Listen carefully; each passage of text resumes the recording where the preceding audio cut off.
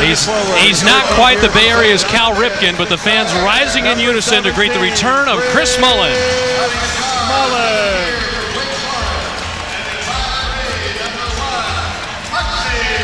The all-time Warrior leader in games played, number 2 in minutes played, 4th in points, and Chris Mullin, just a wry smile.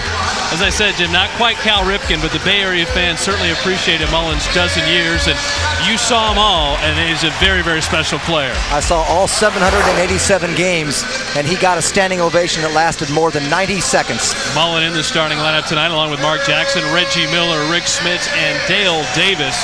For the Pacers, come into tonight's game with 41 wins, second best in the Eastern Conference.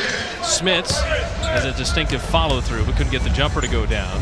Warriors trying to get Dampier off early, and Dampier's shot, every one of them is rattled around and out. Jack Neese will say that it's off the Pacers, remain Warrior ball on a fresh 24. Dampier 0 for 4, and yet all of them have had an opportunity to go in, and it's interesting to watch Mullin and Dampier in the early going here. I think he got rattled missing that first easy one. It was a freebie for him. Jackson, line drived it short. Reggie loves to run out, especially if his man shoots. Mullin runs out. And there's Chris's first points against his former team. He's already picked up a rebound. Smits sitting down with 2 fouls. So Jackson's hit 2 threes, but missed 3 other jumpers. And Jason Caffey checking into the ball game for Weatherspoon. Mullin just pulled up for the 3 on the break. And there's Antonio Davis, who came in for Smits. No relation between the Davis brothers as Dale Davis works on Caffey. And the jump hook for Dale Davis. Made all 3 of his field goal attempts, and the Pacers move out to a 5-point lead. I think the Warriors could look to Daniel Marshall on Chris Mullin. Mullin's defense has been more of the reaching and the slapping as he comes up with that steal there. You expose the ball to Mullin, though. He's got the best hands in the league.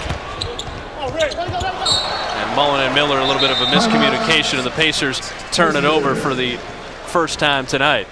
Dampier on Antonio. The jump hook is around and out, and Dampier has not shot the ball in decent luck tonight. 1 of 6 shooting, and every one of the 5 misses has trickled around the iron.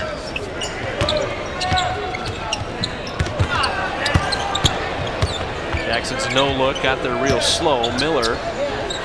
Is it Dale Davis night? It's not. And Mullin just kind of easing through the lane, and Reggie Miller gets the 3. And right now the offensive rebounding, the big story for Indiana, as they get repeated extra attempts, and they've moved out to a 10-point lead. I don't think Chris, as you said at the top of the telecast, role player. He's not worried about individual stats whatsoever. Spoon came to help Dampier, blocked it. And Jackson headed the other way. Jackson got into Mullin. And I think he would want to see the replay on whether or not there was a foul. I think Mullin got him from behind. He got a lot of ball. Mullin, time to set and drop in the 3. And it's getting out of hand as the Pacers have now moved up 14, and Carlissimo's going to have to take a timeout.